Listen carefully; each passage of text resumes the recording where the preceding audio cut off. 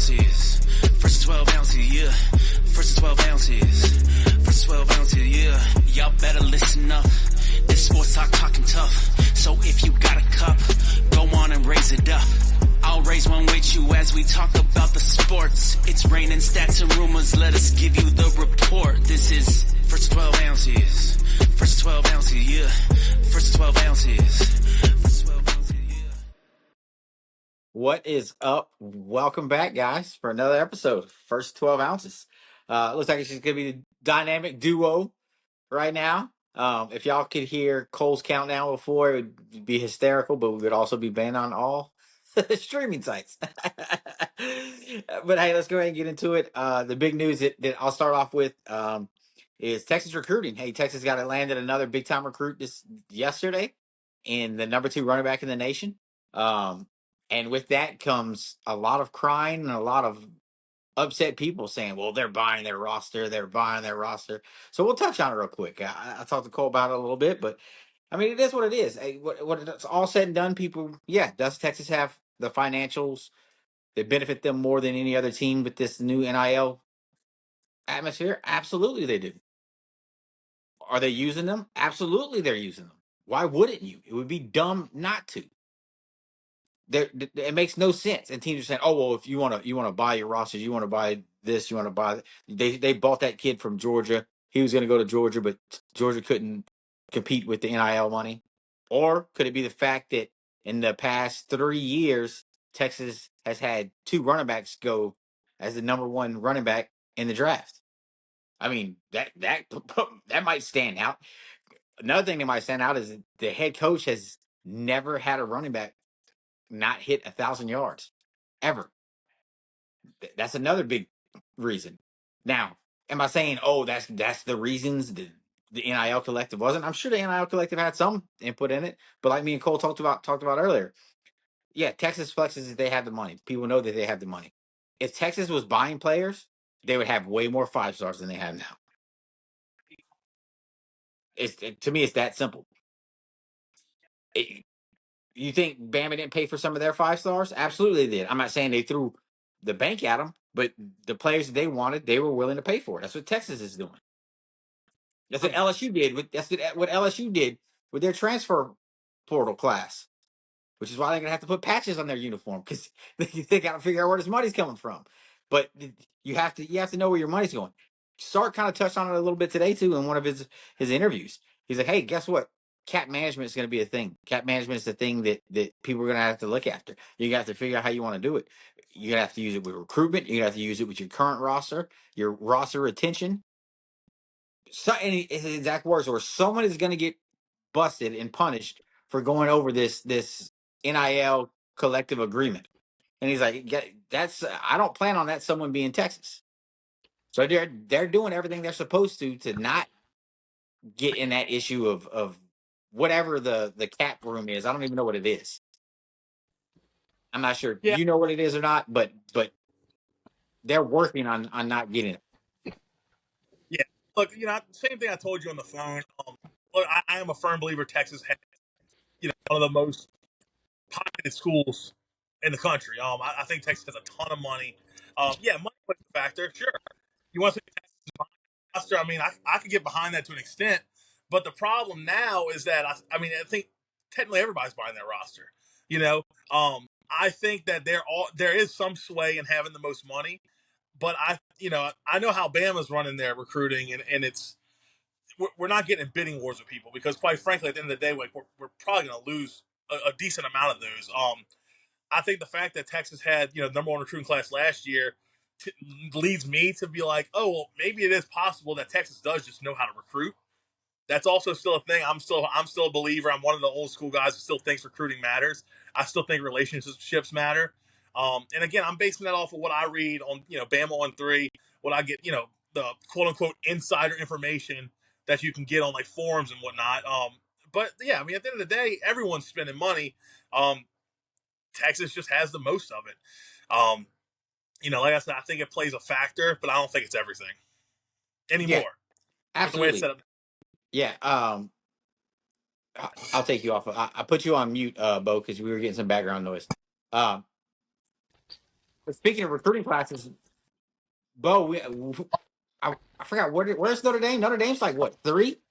According to On3, yeah, we're ranked third in the country right now. Marcus So, I Freeman's mean, just quietly Marcus putting Freeman's together. cleaning up, and that's even with losing Al Golden, because a lot of our higher rated recruits right now are all defensive players. So with us losing Al Golden back to the Bengals, where he's returning to, I do find that kind of surprising that we are still, hauling in some pretty, I don't know how to put it, high star players, I guess. I was trying to think Yeah, of a yeah, better word, yeah. but Our recruits, no, yeah. yeah. The thing The thing that with Notre Dame's class, I think Notre Dame has 1 5-star, but they have like 19 4-stars. yeah. So they're sitting 1-5, 17 fours, and I want to say like 9 threes or something like that, or maybe it's like 15 to 17. It's somewhere in there. Yeah, yeah, which that's is a good mix. yeah, and I mean Notre Dame is one of those another program that's got a lot of backing behind it too. I mean, no one else has an exclusive TV deal like Notre Dame. They're the last ones to have anything like that. Yeah. They also have a big bankroll. I mean, you talked about it. USC is buying kids with their Oh bankroll. yeah, like, and that was another thing I want to touch on. If you're talking about who's buying their team, I mean USC has been ass water as of late. I mean, I guess you could say they had some juice when Caleb Williams was there, but like, I mean, they still didn't make the playoff. So like, how much juice did they have, right? I mean, you take him off that team, who knows? But I mean, they're number one recruiting class right now. 30 something recruits already. They've had 30 something recruits for like 2 months now. We joke and say, "Oh, it's just July." Well, I mean, it was just fucking May, and they had 30 something recruits. So look, you want to talk about who's buying classes? I mean, I think at the end of the day, relationships matter. How teams do matter. But yes, money is involved, and Texas does have the most money. I mean, I'll stand behind that, and I think most people would agree. Or at least Yeah. Texas has one of the schools with the most money. Yeah, absolutely. And that's not like I'm not arguing that. My thing is I'm laughing at the people crying about it like, oh, they're just gonna buy whoever they want. I mean, if that was the truth, then they'd have way more 5 stars. It would be they're getting the players that they want for the price they want, honestly, because I mean they're not gonna overpay for kids because they gotta keep the current roster they have. Right, and I mean, it's like I said too. Like, there's different kinds of kids coming out of high school right now. There's some that are going. I mean, it's kind of funny how the NCAA game is set up with the different characteristics that the kids are looking for. Like yeah, some of them just want money. That's just a fact.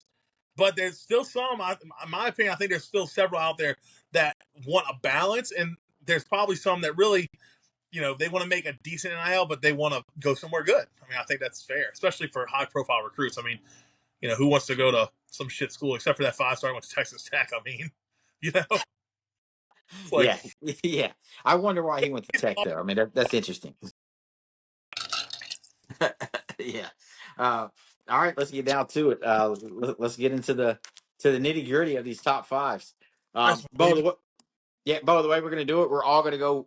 We're gonna name our 5 and then work our way up. So I'll go 5, Cole go 5, then you go 5, and then we'll go on from there. Nate, pertaining to what though? Just to Top 5 clarify. Heisman, top 5 Heisman picks. Okay. So coming in at number 5, me is it's Notre Dame's own Jeremiah Love.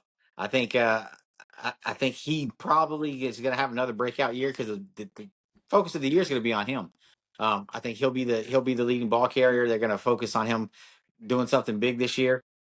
He was a workhorse for him last year and showed out in pretty much any and every big game that they had. I see that continue. The kid is just an animal. He ran in for a touchdown in every game that he played this past year. Like I don't think any other players did that last year. no, I don't Yeah, think so. he's the only FBS player to run in for a touchdown in every game. Like the kid Yeah. is a stud. But that's who I got coming in at 5 is Jeremiah Love from Notre Dame. All right. Well, my 5 is probably a hot take, and it's kind of just is what it is for me. I've got Arch at 5. For a lot of reasons. First of all, I almost didn't have Arch in here. I'll be honest. I was going to put Kevin Jennings at 5 from SMU because I like a lot of what's going on over there. I think Arch has an incredibly, incredibly high ceiling. I think part of the issue is we haven't got to see him for game after game after game starting, right? Obviously in high school he was phenomenal. There's no doubt about that. When he came in for Texas and had to play, ups and downs expected from for a new starter. But look, I think Arch could win the Heisman. That's why I put him at 5. That's why I didn't leave him out. But I think unfortunately, even if he doesn't live up to half the hype, I don't think he'll be in that Heisman talk. Now if he lives up to even half the hype, I think he could win the Heisman, which is crazy to think. I think Texas lost a couple key pieces on offense, specifically Matthew Golden, Calvin Banks. Um, you know, we'll see. We'll see. I mean, Texas has something that is great to have, and that's Steve Sarkisian, who's one of the best play callers in the nation, if not the best. So I got Arch at 5. Again, could totally see him winning it, but it just felt like 5 was the best place to put him with not having seen him go game after game after game. Got you. Bo, you ready to name your number 5? Yep, I can give you my number 5. So at number 5, I have this comes from a team who we all absolutely hate to bet on when it comes in big moments, but I think this year he might be able to pull it off, and I think I'm going to go with Drew Aller at 5. Yes, so kind of a hot take pick, but probably one of the most seasoned quarterbacks coming into this next year's college football season. I do see Aller maybe taking another step up.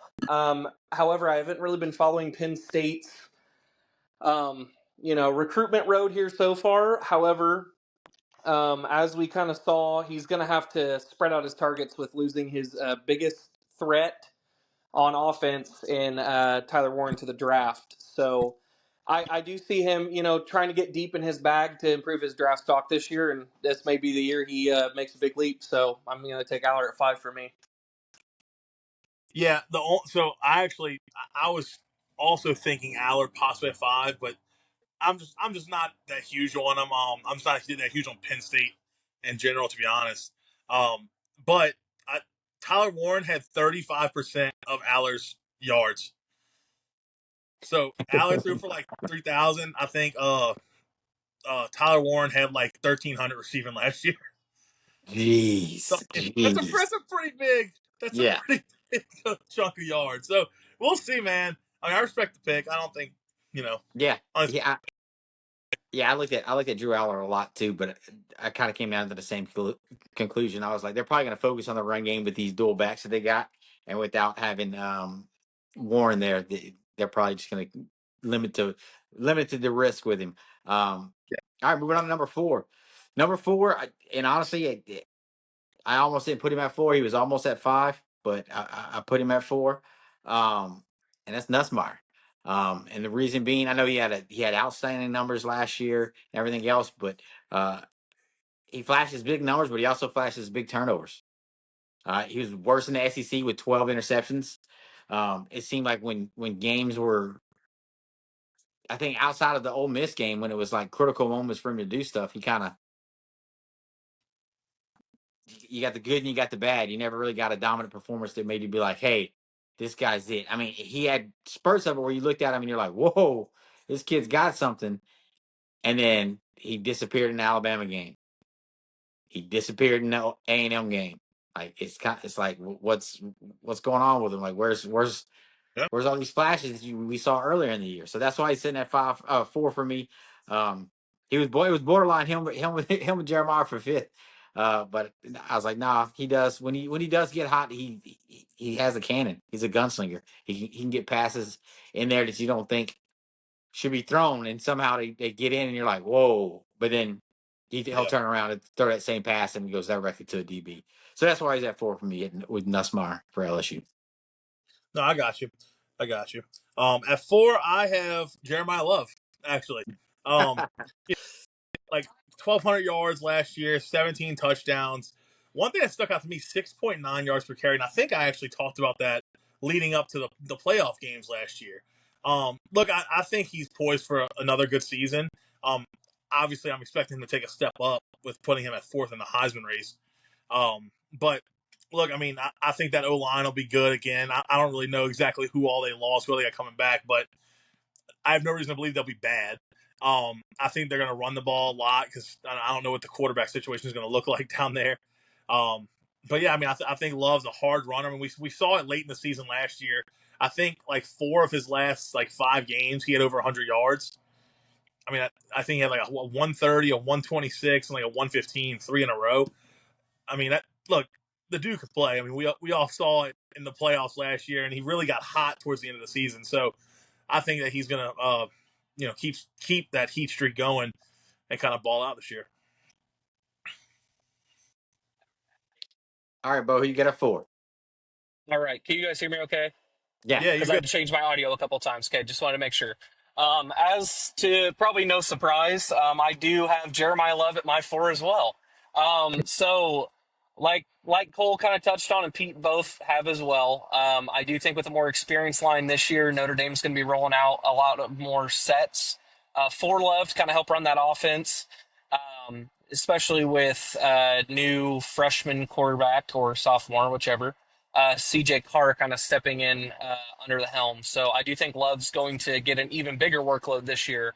And if he can break off anywhere near the types of runs he was doing this year, I do think he's very highly in contention for the Heisman. I don't think he'll have an Ashton Genty type season, but it could be about knock or two below his total yards. So Yeah, we're all big. We're This is all, a question I want to ask while we're on the topic of running backs. What do y'all think in today's college football a running back has to run for to win the Heisman? Because we watched Genty. What did Genty run for last year? Anybody know off the top of their he head? oh god, he um, had. I'm looking. I was gonna But say it was like while I'm looking, what do y'all think it takes in today's college football? Because it's not always a quarterback award. I said that earlier when I was on the phone with Pete, and then had to kind of walk it back because it hasn't been. But yeah, it just seems like if you've got a quarterback that throws for 4,200 or more, it's really 4,000 or more. It's almost impossible for another position to win it. yeah. unless you're the wide receiver on the team, case in Yeah, point, Devonta Smith when he won. right. Genty ran for 2,600 last year and didn't win the I was Heisman. gonna say it had to have been way over 2,000, but Now, Yeah. my number I was going to say was 25, so we were close. Now, obviously Travis Hunter won it last year, who played both ways, which I still think was a crock of shit. But I don't think we'll see a 2,600-yard rusher next year or anytime soon. I mean, I think that's going to be kind of like one of those outliers. Yeah, I mean, look, absolutely. for me, the number to be in the conversation is probably like 1,800, maybe 2,000. I just think that's so hard in today's college football. I really do. You have to I would get say bare minimum, yeah, it has to be about 1,800, and then to be even Yep. yeah, in and then consideration, which if you didn't include Travis Hunter in that, I really don't see how Genty doesn't win the award for rushing over 2,200 yards. like, Lost me. we lost you there, Bo. Okay, Bo, we lost you, keep brothers. Move. okay, keep rolling, keep rolling. I think But yeah, no, so that was just an interesting tidbit. I mean, we all 3 have them in, but yeah, I think 18 to 2,000 is probably that mark. yeah. I think not only that, they're going to have to be that player that takes over games. They're going to have to be the guy. They're going to have to be the. They're going to have to. You're going to have to see Reggie Bush performances again. You're going to have to see Ingram performance where they just take over ball games and put the games away on their back. And we haven't seen that from a running back in I couldn't tell you how long since Henry. probably I was about to say since Henry. I mean, That's you probably say Fournette because for me, Fournette besides Bama, was dominant. I mean, he was going out and just dominating on the field. But besides him, I don't know one that's done that to that level. there hasn't been anybody whatsoever. Yeah. All right, coming in at number 3. Number 3 to me, he surprised me at being so high on my list because I honestly didn't even think he was going to make the list until I started looking at numbers and everything else. Is Arizona State Sam Levitt? Kid he finished with 1.1% turnovers. Damn. or I'm sorry, turnover worthy picks. So turnovers, it could have been interceptions. So it would, yeah, so it's essentially on him. Yeah. He had 34 missed tackles. He had 30 as a quarterback. This is your quarterback now too. Right. Yeah, Yeah. he finished ninth in quarterback ratings for PFF with an 89.1. The kid is he's gonna have one of his best wide receivers back as well. I think more focus is gonna be on him and his arm and his mobility because they don't have the big bruiser in the backfield, Cam Scatabo anymore. He's gone, so it's gonna be his team. It's his team to lead. They're in a conference that I think they'll probably take over this year, especially with his arm, which is going to make his stats look even better because he's going to be playing in the Big 12, and they're just going to light it up and just try to throw any and everything out every week that they play. Because let's face it, there's no one plays defense in the Big 12 anymore. It doesn't exist. But that's who I got coming in at number 3 is Sam Levitt. No, I like the pick. Sam Levitt is not on my list, but I look. I respect it. I like the pick, and that is a crazy stat. 1% of all throws being considered like turnover worthy, right? I mean, that's pretty nuts. Look, my 3 isn't. It's not a stat pick. It's not a. There's really no stats to back it up. It's a gut feeling. DJ Lagway. Look, every time I watched him, I got a little more impressed. He can run around. He can throw on the run. He can take off and burn people down the sidelines. Unfortunately, last year he was very injury prone. If he can stay healthy, I think we're going to see a pretty special year from him. I think he's going to run a lot. The thing that does concern me is that Florida has a very hard schedule. There's no arguing that. There's no debate there. I think if he can stay healthy and they can stay in games, look, I think the sky's the limit for him. I think he missed he missed some of 5 games last year. So like a lot of them, he would go in and then get pulled out because he was like, he was just hurting too bad, or he would, you know, play like a half. Same thing, he'd be hurt, he had to come out. And this was as a freshman. Keep in mind, so he's going into year 2. I got DJ Lagway at 3. I look for a big jump. I look for some pretty impressive rushing stats and some pretty big plays from him. So we'll see. Okay, here's my rebuttal to your pick for Lagway. We kind of talked about it on the phone as well.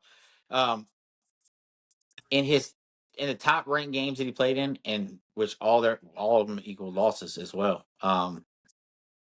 He didn't complete anything over. It looks like six completions, and this is versus Georgia. I think he left the game hurt. Versus Tennessee, I'm sorry, Tennessee. He had 9 completions, and that went to overtime. In the loss to A&M, he had 6 completions, and in Miami, he had 3 completions. So I think, I think I said it to you. It would be serving sizes, which is why Lagway I had Lagway behind, not even on the list, and more or less whenever I was talking to you about him, kind of comparing him to Arch. When you take their sample size of what they did, yeah, of course Lagway's going to have more stats because he's played more games, but he also has more turnovers. When you look at it, also has more bad plays. Again, it's a bigger serving size as well, but still, when you compare their big time moments, Lagway either got hurt or didn't finish the game, or just didn't look good. Arch in one of his biggest moments didn't look good as well against Georgia. He got sacked for a fumble. But still, that's why Lagway was. And like I talked to you about it before, I said, hey, Lagway's one of those guys that I got a big question mark, just as a big question mark on Arch and Lenora Sellers. I talked about him as well. Yeah, I said all 3 of those guys got question marks to me because there's either not enough tape on them or holes in their game, or candid mistakes that we've seen. So Yeah. So my thing is all the 3 games you mentioned, Tennessee, Georgia, and A&M. He left early in every one of those games. So while look, the stats don't look good in him, but I mean, if he's healthy, who knows? The games he was healthy, he looked good. I'm telling you, he can run around a lot. I mean, I was watching him make plays. I don't remember who it was. Maybe it was Kentucky. I don't remember. But the dude can get out the pocket. I think Florida last year, a lot of people expected them to really kind of shit the bed, and they kind of didn't. They kind of did. When Lagway was healthy, they did real good. I think it was every game, and I'm not gonna fact check myself, but I think every yeah, game he was hurt in or got pulled in because he was hurt, they lost. So I mean that has to say something right there. Yeah, You know. absolutely. So no, I mean, look, I get the criticism. I understand it. But I mean, that's the pick. That's what I'm rolling with. You No, know, I got you. I don't take too much stock in the games where he got pulled because he was hurt. At the end Got of you. the day, I'm looking at it now. I think only one game. It looks like 2 games that they've won that he didn't throw interceptions in. He didn't throw an interception against LSU, and he didn't throw an interception against Sam. yeah. I mean, his interception to touchdown ratio was horrible. It's 12 touchdowns, 9 interceptions.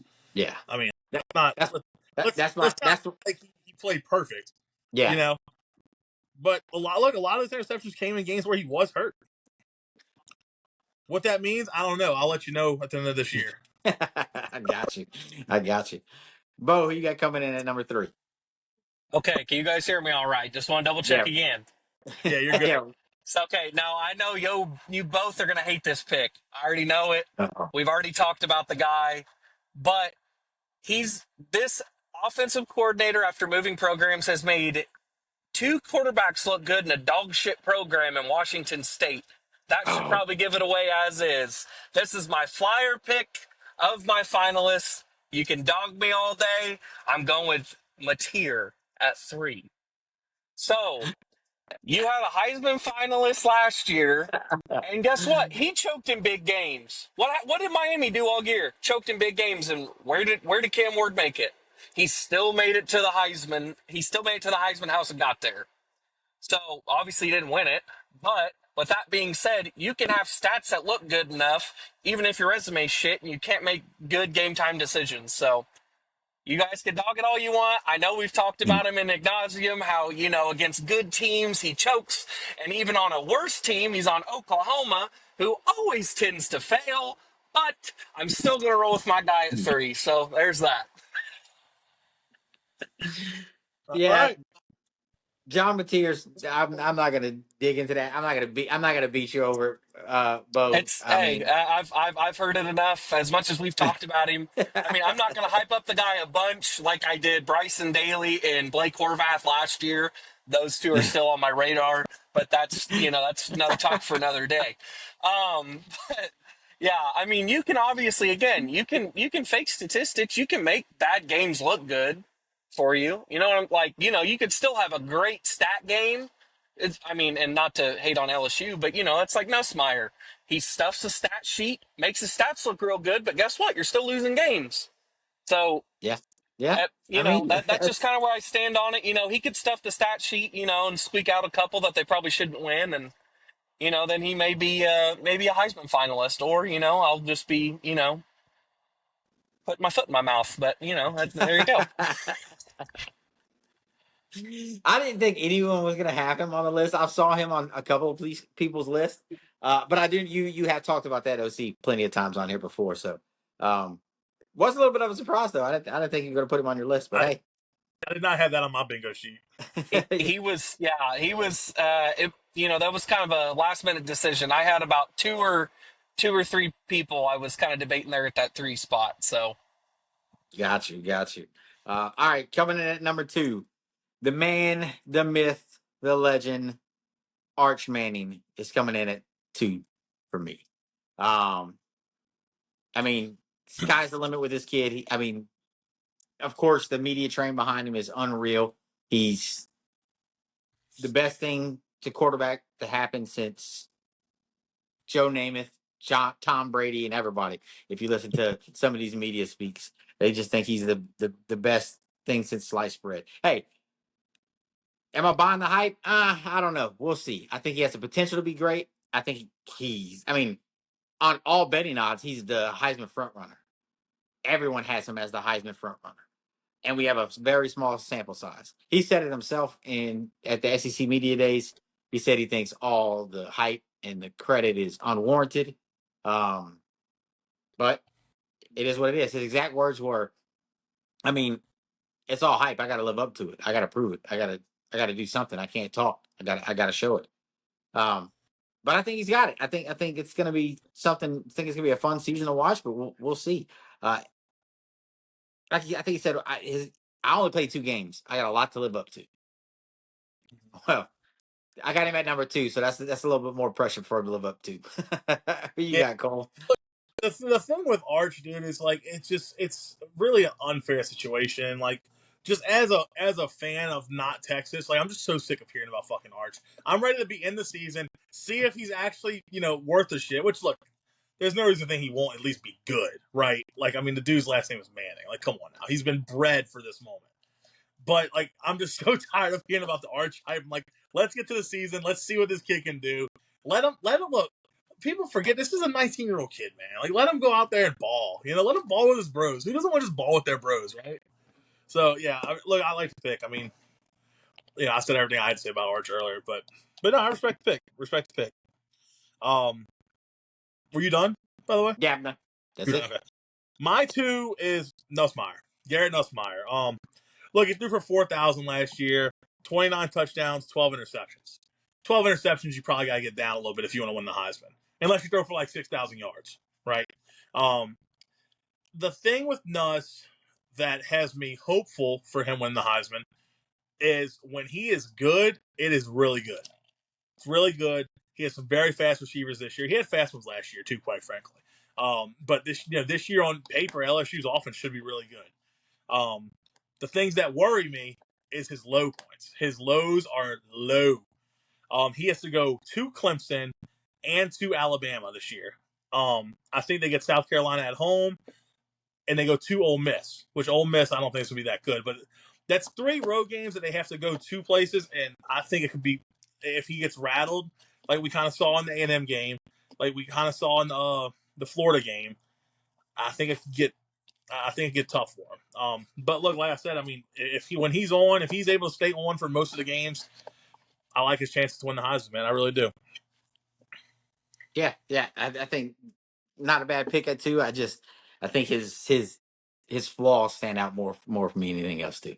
Yep. But we'll see. We'll see. Bo, who you got coming in at 2?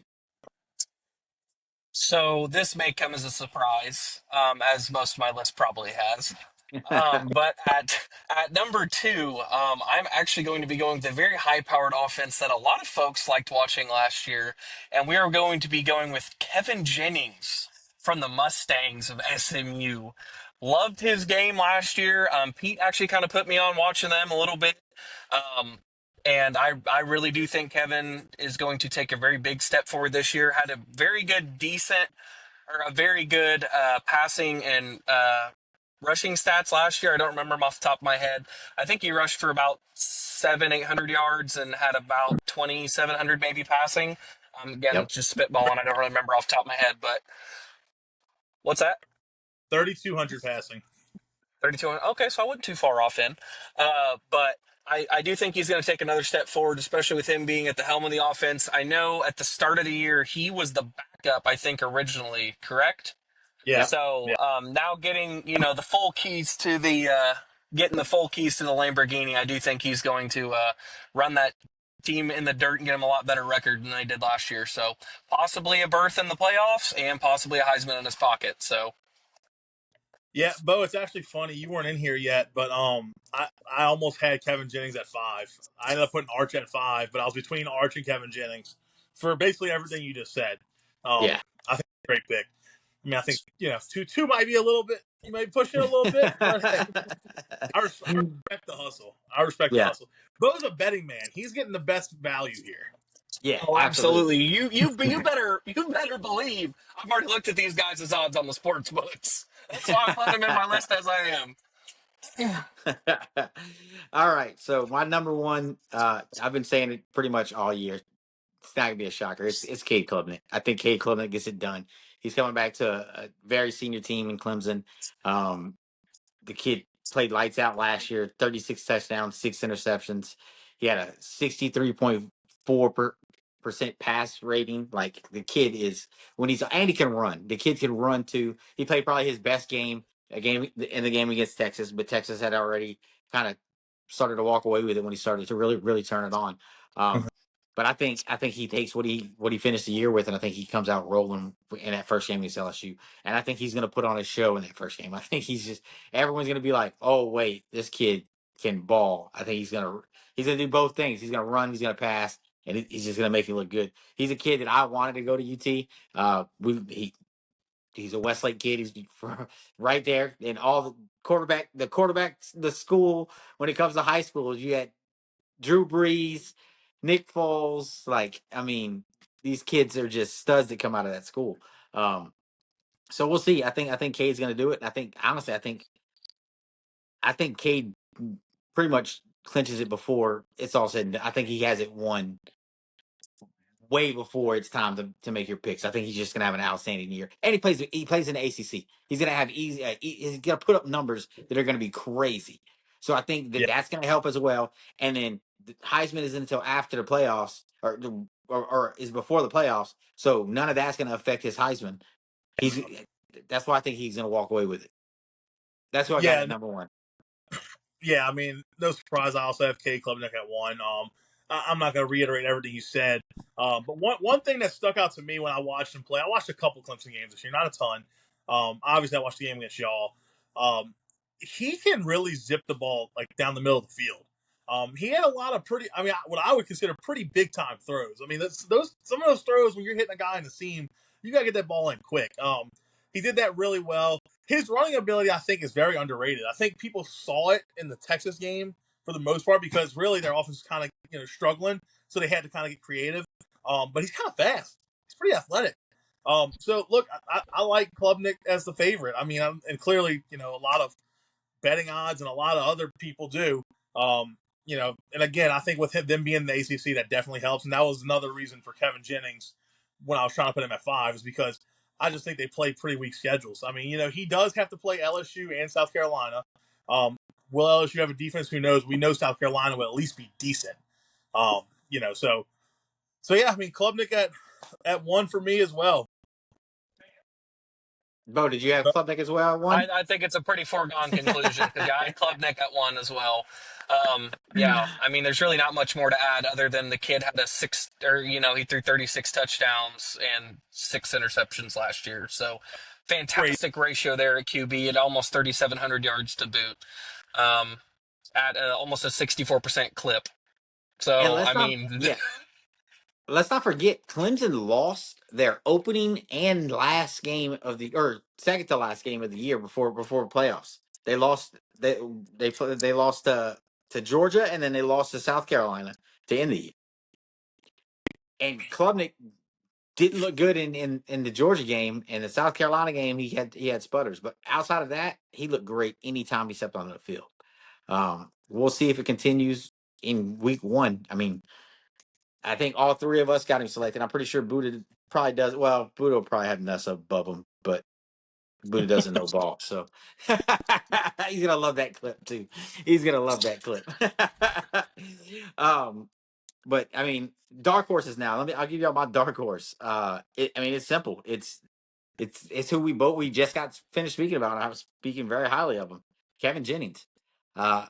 He has the same ACC competition that Klubnik's going to face. He was a dual threat quarterback last year. I think he's going to bring that back to the table this year, where it's going to look like Bo said. He's got the keys to the Lamborghini. He's going to run with it. The kid is a stud, and I'm not going to lie to you. I thought somebody was going to lure him out of SMU. I know SMU probably has just as much money as Texas because I mean they are SMU, so that's why he wasn't Right up into him. Let's be yeah. honest. Yeah, they have him on lockdown pretty much. But yeah, my dark horse is Kevin Jennings. All right, let's take a little trip for a second here. Let's rewind the clocks a little bit. There was once a young man who sat for years at quarterback. His senior year, 4,500 yards, 41 touchdowns, 4 interceptions. Blessed with talent around him. I mean, guys like Jerry Jeudy, guys like Devontae Smith, guys like Henry Ruggs, who isn't doing so hot now. Guys like Jalen Waddle, a lot of big-time guys he played with. One specific, Devontae Smith, who won the Heisman, of course, in 2020. Mac Jones from Alabama is the guy I'm talking about. Well, I think in Tuscaloosa they've got a guy similar to that. I think Ty Simpson has everything he needs to have an incredible year. I know people are going to say I'm biased, and yes, I'm biased. But I don't understand why people don't see what's around Ty Simpson. Ryan Williams, Isaiah Horton, Jeremy Bernard, Jam Miller. I mean, there's so many more. Rico Scott, Jalen Hale, Latzia Brooks. The list goes on and on. I think Ty Simpson is going to come out this year and absolutely put on a fucking show. He is my dark horse to win the Heisman. And look, I'm not crazy because when I bet on him, it was at plus 6,000 odds, all right? Right now, today, it's at plus 2,500. It's trending in the right direction. Vegas always knows. Vegas always wins, but they always know. I like Ty Simpson to win the Heisman. You better take that cash out when you get it. As a dark. We're riding it. We're riding it all the way. We're riding her out. So comes to my pick for my dark horse. As many of you probably noticed, I didn't have Arch on my list, so he is probably going to be my dark horse. This being his first year as a starter, I want to see the hype behind Arch, obviously, as everyone else does. So I just didn't have him listed just on the off chance, it takes him a little bit to, get used to the system and his numbers don't look as good as everyone wants. He's winning games, but the numbers don't reflect a Heisman candidate. So that's just why I have him as a dark horse. I do think that could be like a junior year award for him.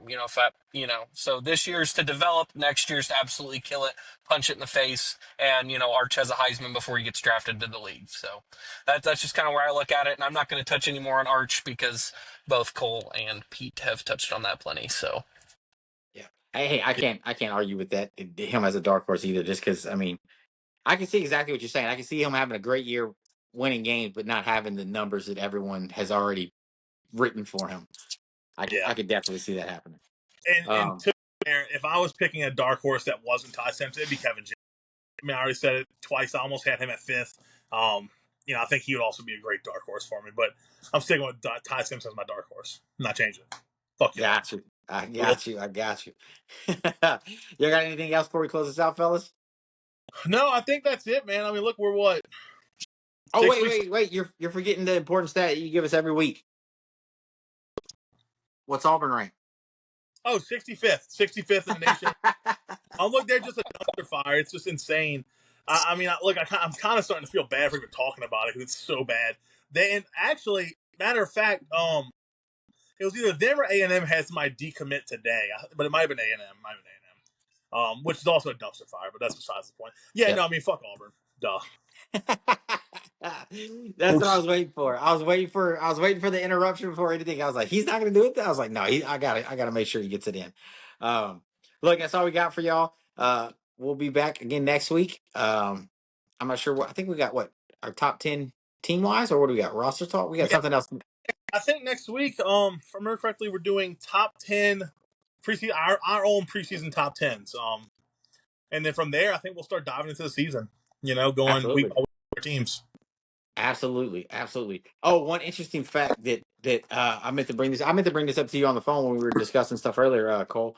That Sark pointed out during SEC Media Days when they were just talking about, hey, you're saying you the culture is a big thing in Texas and you're building a culture or whatever. Here's a culture fact for you: Anthony Hill and Arch Manning have never not played for a conference championship or the semis in the playoffs. Talk about something impressive. Hey, guess what? Since I've been on campus, all I've done is either played for a conference championship, won a conference championship, and made it to the semis in the college football playoff. That's pretty cool. Let's see if that streak continues this year. I need to fact correct myself. Auburn had some poor soul commit to them today, some 3-star scumbag. So they're ranked 57th now, not 65th. Just want to. Hey, at least you're keeping it legit. All right, guys. I think that's all we got for y'all today. We'll catch y'all as usual. Hey, and if y'all aren't following us, we're on IG, Twitter, TikTok. You get more out of Twitter than anything else from us. You'll see us argue. You'll see us piss some fan bases off. We have fun doing it, though. That's all we got for y'all. We'll catch y'all on the next one. Hook 'em. Roll Tide. First 12 ounces. First 12 ounces, yeah. First 12 ounces. First 12 ounces, yeah. Y'all better listen up. This sports talk talking tough. So if you got a cup, go on and raise it up. I'll raise raise one with you as we talk about the sports. It's raining stats and rumors, let us give you the report. This is first 12 ounces, first 12 ounces, yeah, first 12 ounces,